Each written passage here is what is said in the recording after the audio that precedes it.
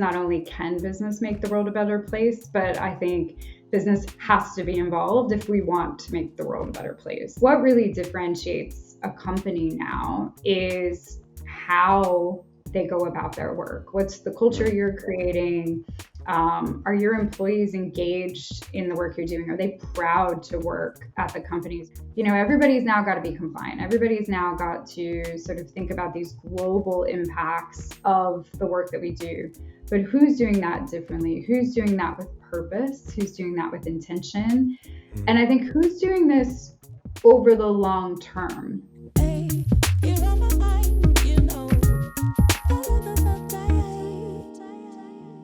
Today, we're talking about positive impact, not as a side initiative, not as a sustainability add-on, but as a leadership responsibility. More and more organisations are saying that impact and business strategy can no longer be separated. But it's getting harder to just talk the talk. Living it, making the trade-offs and embedding it into strategic decisions is something else entirely. I'm delighted to be joined by Erin McCusker, LIXIL's first Chief Impact Officer, to explore what role the private sector really has in tackling global challenges, what it takes to design for underserved communities, and how leaders can stay committed to positive impact when the pace of change is slower or messier than they expected. So, Erin, welcome to In Good Company. Thank you for joining me today. How are you? I'm doing good. Thank you for having me. I'm really happy to be here. Well, it's a pleasure to have you here, and thank you ever so much for giving us your time today. Let's give our audience the opportunity to get to know you a little bit better. So why don't you tell us about yourself in 60 seconds if you can? Yes, of course. Well, first, I'm Erin. I am LIXIL's newly appointed Chief Impact Officer, as was shared. But I'm also, some people don't know, I'm an engineer by training, and I've really worked over the last 25 years about how we can really think about the private sector solving societal's problems. And today I do that not only in my new role, but also wearing the hat of the leader of the SATO business, which is an innovative business unit within LIXIL looking to solve sanitation and hygiene crisis around the world. Well, it sounds like we're definitely going to be able to tap into the wealth of your experience and knowledge today. So I'm looking forward to that. Before we move on, though, perhaps if you, for the benefit of the people that maybe don't know, explain a little bit who LIXIL are. Yeah, absolutely. So LIXIL is actually a relatively new company. The company was formed a little over 10 years ago from some of the largest makers of water and housing technology in Japan. And they've globally expanded, starting to merge with well-known brands like American Standard and Groa, really looking to live towards a central purpose, right? Of how do we think about people's homes? How do we make better homes a reality for everyone everywhere? And so 1 billion people actually touch LIXIL's products every day across our entire portfolio. And we really think about each of those touch points as an opportunity to have impact. Amazing. Well, and you bring not only a wealth of knowledge from that organization, but from your career as well. So, and across that career, you've worked in organizations of varying scales. Why do you think the private sector is uniquely positioned to tackle global challenges right now? Can business genuinely make the world a better place?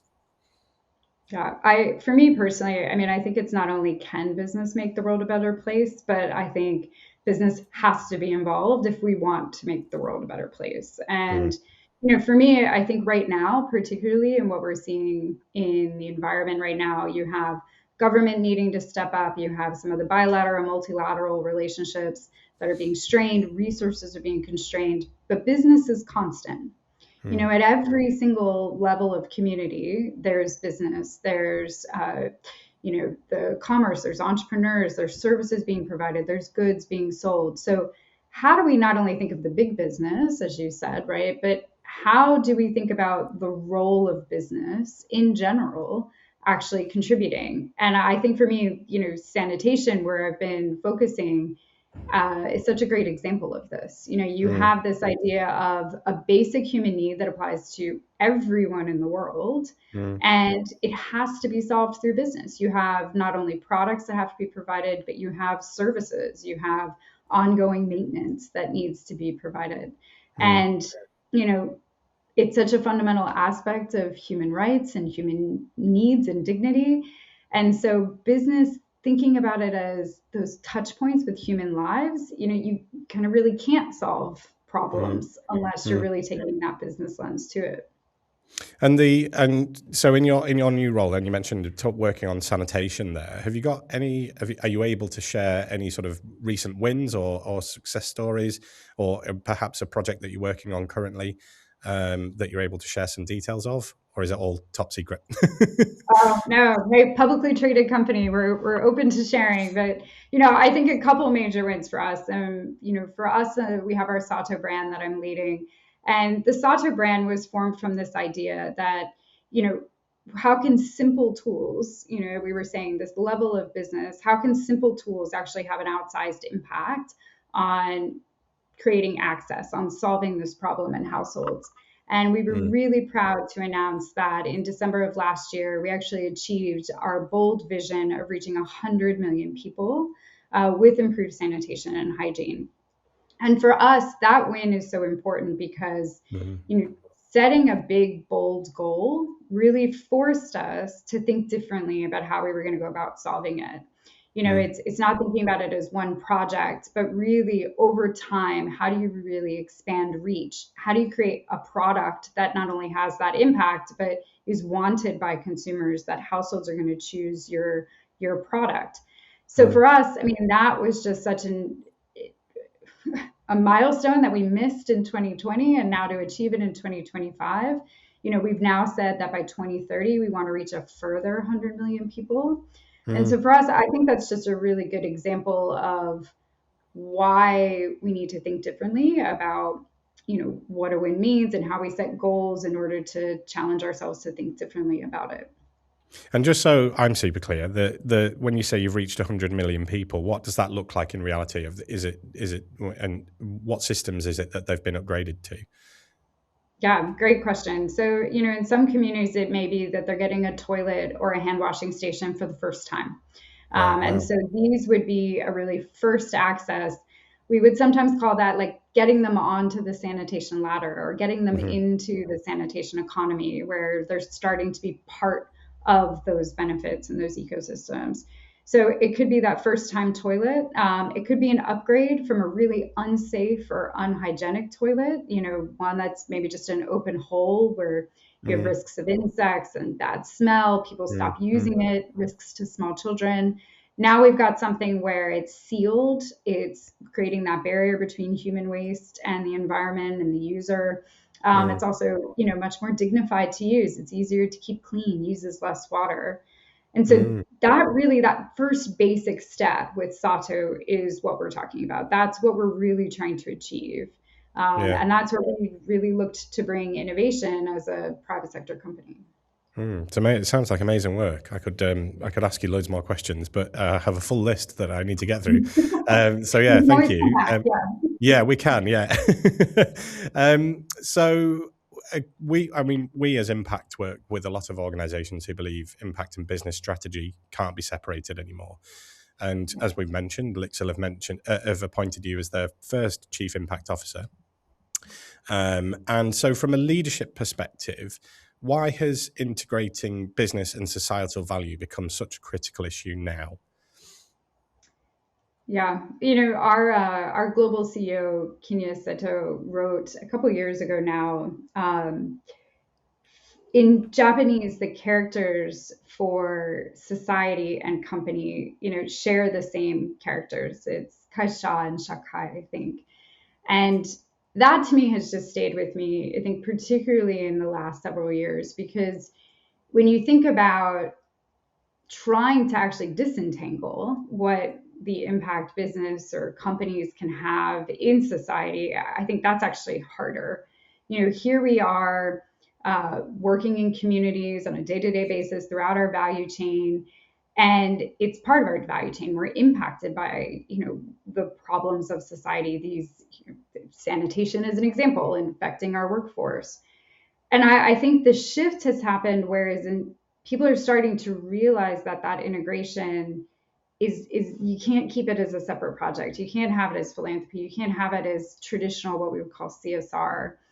And I think that's made it's given us greater business edge, if to use for lack of a better word, because now you can look at it and say, improving the lives of the people in our value chain helps our value chain be stronger.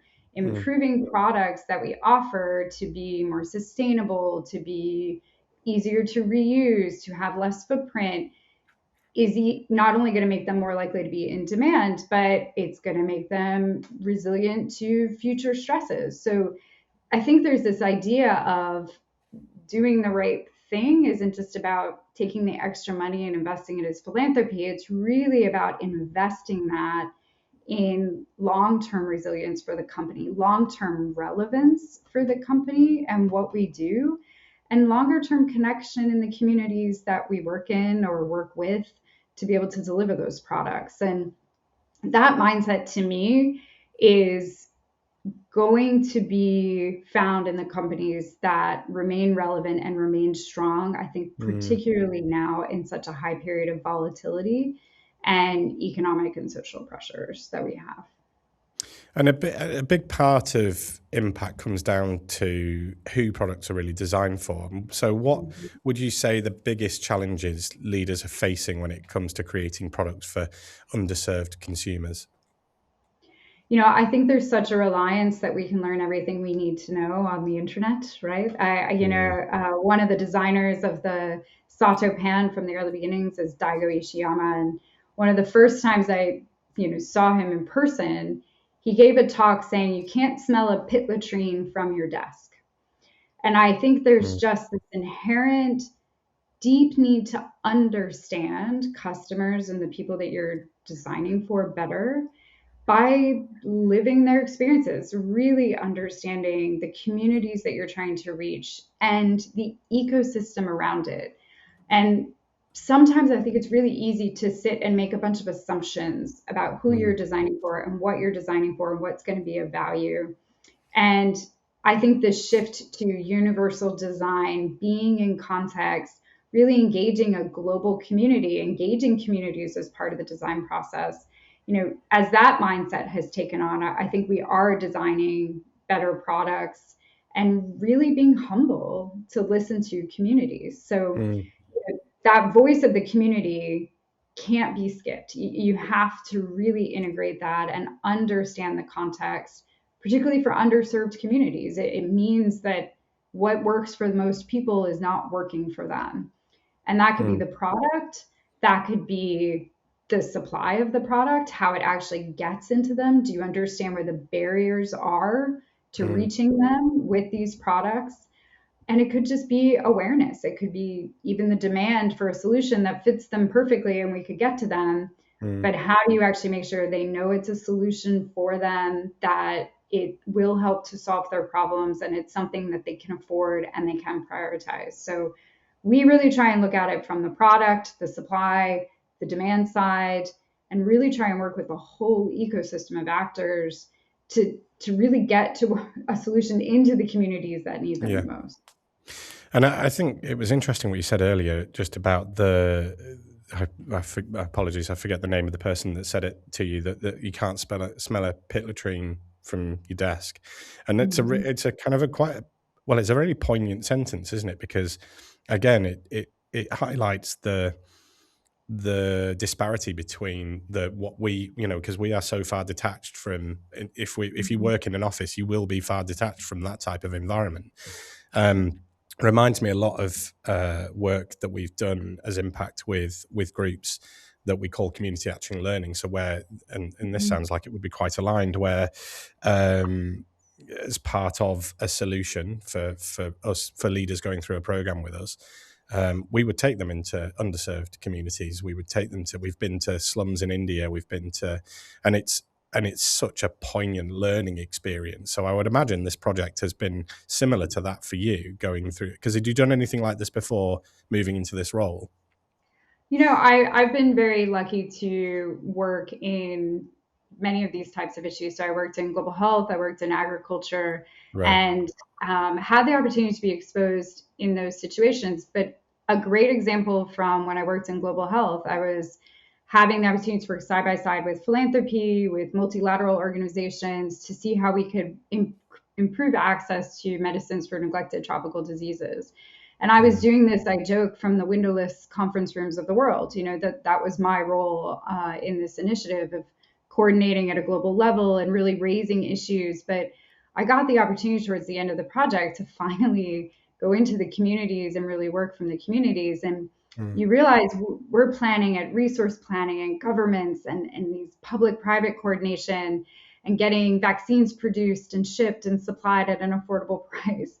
And they're worried about, will the power remain on for more than 3 hours today so that I can charge my cell phone to get the message that the vaccines have reached the hospital that needs them. And, that's just one example of that is changing. And obviously some of these situations are less stark, but I would have never realized electricity at the office for the coordinator coordinating the in-market shipments was a barrier until we started to sit down and listen, right? And Absolutely. similarly for sanitation, we talk to the masons, we go into the community, we talk to the community health worker, whether that's in Kenya, whether that's in India, Bangladesh, whether that's in rural Alabama in the US, until you talk to the communities, until you're in those communities, you don't get a true picture of how you can translate the investment you're trying to make into impact. Yeah, it's so true. And when you do go through those experiences, I would imagine that, well, no, I don't imagine you do. You care a lot more, and so you have a renewed sense of purpose about the project that you're trying to undertake. Mm-hmm. So it's hugely important, particularly.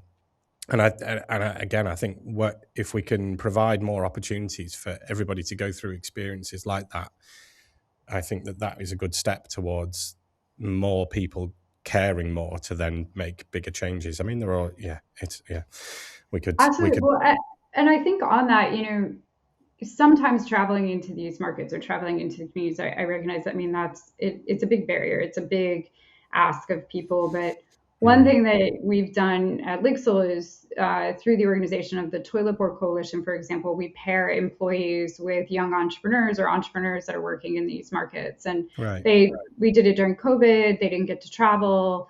But it's, talking to them, it's still so rewarding because they're talking to an entrepreneur that's facing marketing challenges, accounting challenges, trying to get a unit economics to work, challenges we can relate to sitting in our office, but the context in which they're working and some of the challenges that they're facing, I still feel like you can get that insight. So if you can't be there in person, the dialogue is really what's important, creating that space for the dialogue with the communities, or even just getting exposure through these types of mentorship programs. It can be so rewarding, so powerful, and a great way to engage employees throughout a company that may not have the ability to directly tie it to their day-to-day work as well. Yeah, it's so true. Moving back to sort of the role of positive impact as a role, like it's not always had a seat at the board table. What shift have you noticed over the course of your career in how leaders think about responsibility and impact? Yeah. We talk a lot about it being kicked off, I think, by the legal requirements, the compliance requirements, and that are coming through, particularly out of Europe. But I think there's also this shift of, the table stakes are just sort of there. Everybody sort of got traditional CSR and was doing that. But what really differentiates a company now is how they go about their work. What's the culture you're creating? Are your employees engaged in the work you're doing? Are they proud to work at the companies? We also see this with, Gen Z and sort of the shift in how they think about work, which, this idea of, if people have choice between companies, if you're doing work, how your employees are engaged in it, the impact that they feel like the company is doing, that they're proud to work for, I think that really started to trigger, everybody's now got to be compliant. Everybody's now got to sort of think about these global impacts of the work that we do. but who's doing that differently? Who's doing that with purpose? Who's doing that with intention? And Mm, I think who's doing this over the long term? I think that shift for me, you're really starting to see people who are checking the boxes, meeting the requirements, maybe have traditional projects, which are great. But then you start to see companies who are committed, even when it's not, you know, top of mind or maybe the top political priority, the companies who remain committed to investments over the long term, who are going to mm, keep purpose, who are not going to think about it just as one project, right? But mm. about a longer term initiative or a longer term commitment to a goal or a community, for example. So I think we'll see this kind of bifurcation a little bit of, Mm. who really starts to pull away and differentiate themselves with these investments above and beyond what are table stakes now. Yeah. And I think something you just made me think of there was that not only will it change who people want to work for, but that you mentioned the word investors there, like that who Yeah. investors invest in, that we'll start to, and we're already seeing a bit of a trend in a change in the way that it's not just about profit now, that people want to invest in companies that are making a difference, and not just saying that making a difference as well, that actually Yeah. making a difference. But I think I mean, there's two things in what you said, right? Companies that are actually making a difference, which I think is a holding yourself Mm, accountable. mm, This idea of like greenwashing has become such an issue, but I think there's a little bit of that. Do they hold themselves to an internal rigor? Um, and that transparency and willing to be part of the conversation and really put themselves out there. I think that's a big piece of it too. But for me, there's also this investors, I think, are starting to realize the companies that are going to be relevant, that are going to be resilient, that are going to be able to thrive despite this volatility are the ones who are thinking about these issues because they mm, will be the long-term issues. mm. And that's how I think about it personally is I'm not doing this just because it's the right thing and we have a really strong purpose and personally I have this purpose. It's I really want to ensure that my organization, my teams, what we're doing is prepared and is capable and has the resources to be able to do this into the future. And that naturally leads us to more resilient supply chains, products that are relevant, products that can move around, that people want, that solve a problem for them. Mm, And, you know, I think investors are starting to realize that it's not ESG for ESG's sake. It's ESG because that's what you need yeah. in the type of political environment, social environment that we are heading into, particularly over the next 10, 20 years. Mm. I want to tap into your experience as well, and thoughts around how change actually happens, and how particularly long lasting and positive impact Mm-hmm. changes. There are targets, task force, and goals at all levels, from Yeah. governments to right down to individuals. So from your experience then, what does it actually take to make the biggest difference in turning positive impact ambitions into lasting change? Yeah, coming out of a series of meetings this week, this is very top of mind for me. But kind of two things. I mean, I think are really important to keep in mind. One is these things do not happen overnight, right? I Mm, mean, there is a bit of patience and persistence and commitment that is needed, and I think as a result, you need that top down leadership. You need someone who can connect it to something more than just a legal requirement or a reporting or a committee. Um, and patience really comes at that, right? Like being able to say, we're going to set a bold goal, but we're going to ensure that we are sticking with that. And then, we're willing to persist through to the end because it takes longer than you think. And I think that's really important to mm, actually translate these investments into impact. Um, the other piece is it's got to, particularly for a company, it's got to be relevant to the company, right? I think yeah. sometimes we do things that have positive impact, but they're treated as a project and they don't continue on and translate into real scale or real large size impact because they're not inherently tied to what we do, whether that's an NGO or a company, but particularly for business, I think Mm, translating things into impact giving it the time to do that, having the persistence and the commitment to do that, but also making sure that it stays relevant to you, that it Mm. has that connection to the capabilities that you bring or want to bring. Um, and that, I think giving it time to play out.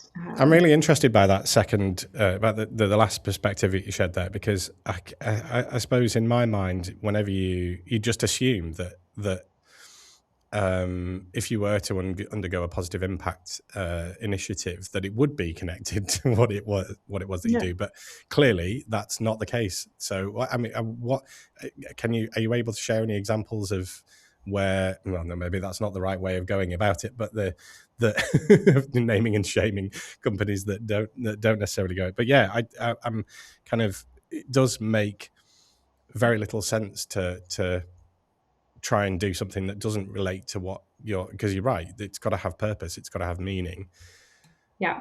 Well, otherwise it and won't. maybe a different way to think about it is, again, not to name and shame, because any No. investment in having impact, I'm all for.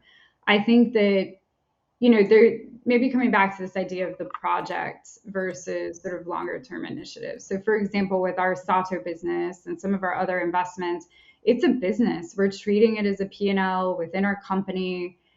That's an approach that we've taken because, one, we recognize that can allow it to be self sustaining over Mm, time. And it holds us to that bar of really making sure it's products consumers can afford and that they want, that we can develop efficient supply chains to be able to deliver it. And so approaching things as a long-term business is one way I think particular companies can see that as adding value, leveraging the strengths that the company brings, whether that's innovation, supply chains, relationships. But the that shift between project isn't always possible for some companies, right? And to some companies, there's a real advantage of holding up something separate. But in that case, I would just challenge, like, what is it you're bringing, right? What is unique that your company is bringing into that project or that initiative? So for us, it was innovation. It was this idea of we make toilets, like how do we mm, make a toilet for the 2.3 billion people that don't have a safe one? mm, And, for us, that was inherently connected to who we are, mm, our strengths in innovation and technology, our global reach. And so, even if you're doing a project, what are you bringing to the table? What can you mm, leverage to be able to add value? You can have impact, but if it's just, writing the check or doing things, that's one approach. But you can really grow that impact. You can make a much more sustained impact mm, um, when you're bringing the strengths behind it. And I think that's the mindset more of bring what you have to the table, bring the position of business to the table, bring your strengths, bring the relationships, bring your connections. mm, In Nigeria, for example, we worked with another private sector company, a fertilizer producer, and they realized within their supply chain they had a sanitation crisis. So, fast forward, we've helped them through the purchase of Sato products. We've trained masons, created jobs for masons in the local communities, and right. improved the level of sanitation. That was inherent to them because it was in their supply chain. It was improving the communities that they're really partnering with. They're also investing in the economic development of their community. Mm, And we're doing that as a private sector collaboration. So, look within, what can you bring? What problems can you solve within your own? Those to me connect so much more to what a company's purpose is and what we can really bring than just only doing the traditional CSR projects. And I think mm, there's so much more potential that if companies looked at it through that lens, we'd start to see more reach, more unique projects, and more touch points into these communities. mm. So, I mean, it kind of links into my next question, which, but possibly on a smaller scale, or rather, your answer was a bigger scale. But if we're looking at an individual level, so Mhm. a leader listening to this, how do they stay committed to positive impact when progress is maybe slower or messier or less commercially comfortable than they expected? Yeah. Well, I just want to appreciate it's very hard, I think, in today's environment in general to stay Mm, motivated on some of these issues. But, I'll come back to this sort of patience and persistence, giving yourself a bit of grace. But the the thing that has really helped me is always to ensure that I'm able to articulate the why we're doing something. Mm, Why is it that we continue to invest in Sato? Why is it that we continue to work with UNICEF over now several years, that we've been partnering in a shared value partnership? Even if it feels messy and feels like you're not making progress, I think it's really important to then look down the road and say, do I still believe I'm on the path to why we were doing this? Are little things still adding up? And, you know, you can have setbacks and that's fine to acknowledge, but at that point, it's a great reflection. Am I clear on how this is going to contribute? If not, let's reflect, let's try and regroup. Let's make that more clear, and course correct. But things are going to be messy. Things are going to take longer than you think. The goalpost is going to move. And I think just recognizing if you're really clear on why you're doing something, how, what your path forward is, your path from which to deviate, as my mom used to say, you have to have that path and really think it through. And that structure, that confidence that I know why we're doing something, we have a path of how to get there, we're constantly evaluating if we need to make adjustments or course correct. I think for me, it's like you're doing all you can, right? You're mm, making progress in the way that you can. And yeah, just recognizing it's tough work. This is hard work yeah. that we do. So I'm gonna put you on the spot then, and get you to try and articulate that into, because a lot of people that will be listening to this will probably be uh, keen and genuinely care about what we've covered, and it might be that there's a leader sitting out there that wants to take that first step to making a positive impact, either within their organization or further afield out from their organization. So what one piece of advice or one behavior do you suggest that they could do to start practicing, and what would genuinely increase their organization's positive impact? I would say just start. You've got to start somewhere. We have a behavior of value at LIXIL called experiment and learn. So pick a small experiment. It could be an hour of your time. It could be an afternoon. Start small. Just think through, what are the strengths that you personally bring or your team brings or the product that you're working on or service area. What does that bring, or what problems does that solve for people? If you make impact for one person's life, that's one person's life, and there's probably other people who have similar problems, and then you can go from there. But I think, to the heart of your question, I think sometimes we wait for the impact leader or a project to be started. And I think we just have to think smaller, take those first steps, really Mm, start to experiment and understand, what can my company do? That's how Sato started. Sato mm, started with few people at LIXIL, was then American Standard, after hours, thinking, hey, this toilet in Bangladesh really doesn't work for these people. What if we did this? What if we did that?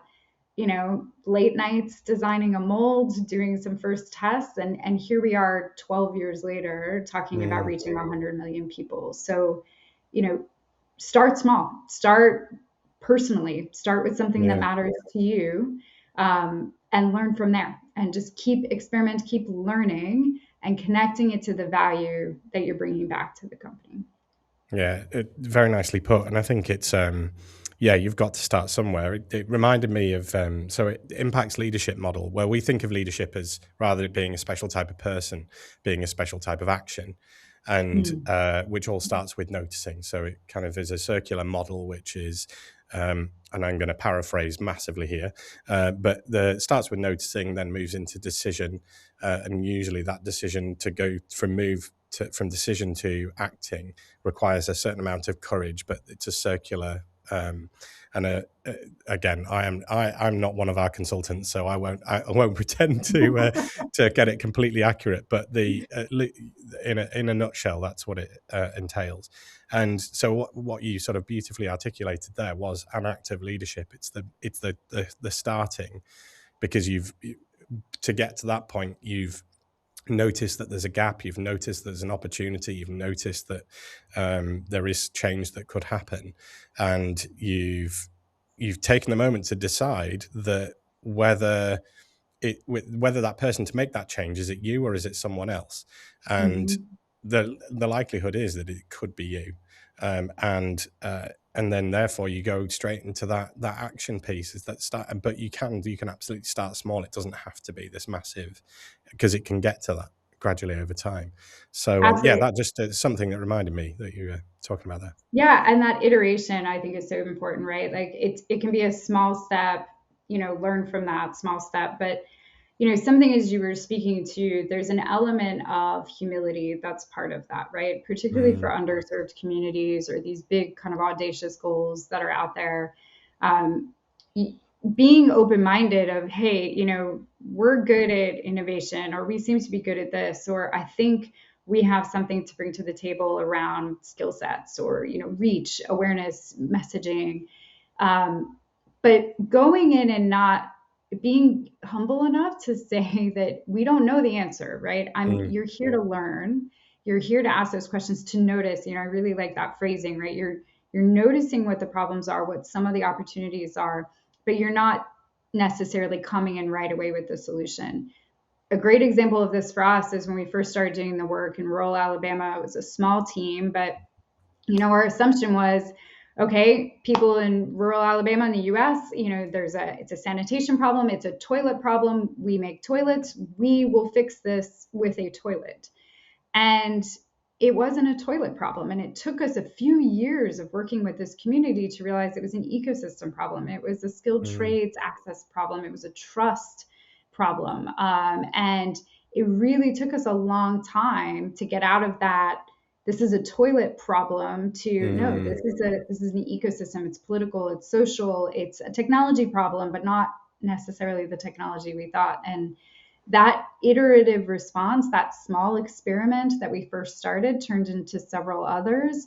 And now, it's a project within the US, now growing into a business that LIXIL is investing in, an R&D pipeline, really thinking about how do we solve these problems with communities mm, where current solutions currently don't work. So, start small, be iterative, notice, be aware, ask questions. These are all the ways that I think people can start to see where they can have impact and how they can start to influence and lower that bar to be able to start mm. and try to start that change. Yeah, totally. And again, picking up on something else you're saying, reflecting on what you've learned and learning from that experience and making those changes.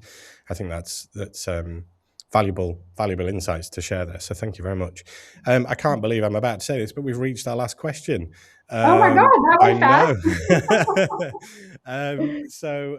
And which we always end the podcast on a bit of moment of self-reflection. Speaking of, Mm, um, and ask all our guests the same thing, which is, if you have or had the opportunity to speak to your younger self as you embarked on your career, what would mm. be the best piece of advice you'd give your younger self? Oh, sleep more, probably would be one. But, I think piece of advice to my younger self. Um, be more present. I think for me lately, I think particularly the career path I've been on, these very intense academic years, engineering, and then consulting, and in through the different businesses, you know, really taking the time to just deeply be present, to really listen, to get to know your colleagues, their stories, the communities in which you're working, or the partners which you're working with. I think there's such a performance driven culture right now, and just, really making sure you take time to get to know and engross yourself in that. And, you know, the be what is the Ted Lasso phrases, right? Like be a goldfish, be curious, not judgmental. Those are all good, but I think there's always this other reminder I have as my older self, right? Giving myself a bit of grace to my younger self, to say every mistake I made, every path I didn't go down, every time I wasn't present and regret that now, all those different paths have led me to where I am today. And Mm, to really just own who you are in that moment and bring all of that to the present moment. And I think just, everybody's unique because of those unique paths, and recognizing all these different unique individuals in the world and really reveling in that, is something I think we all need to do more. And would you say you live by that, your own advice now, or do you think there's room for? I'm getting better, the Yeah. grace part being very important, I think. Yeah.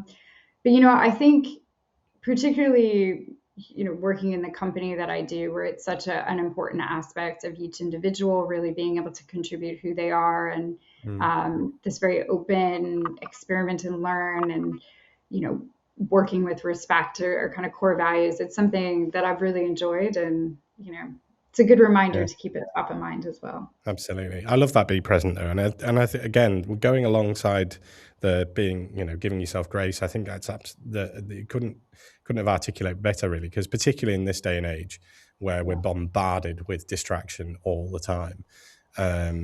And yeah, to be present isn't easy. So yeah, giving yourself the grace when it's due, it's a really important piece too.